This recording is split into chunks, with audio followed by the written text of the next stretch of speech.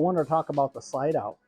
All the time you want to check that top sealant on that rail, and that's where the debulb seal makes contact against the body.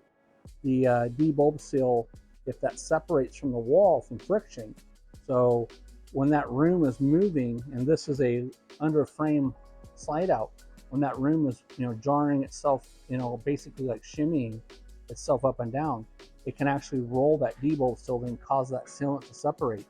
As you can see on this roof, it's a little bit dusty and dirty. It needs to be cleaned up and lubricated. All the seals need to be lubed, but you periodically want to get up here and check those, treat those seals with 303.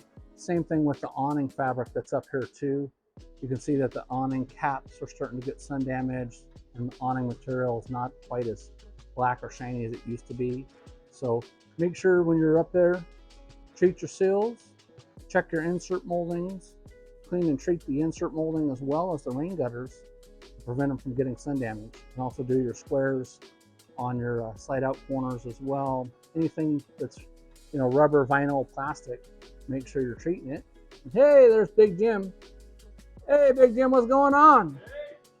So Jim's in here cleaning up the shop, and stay tuned for more.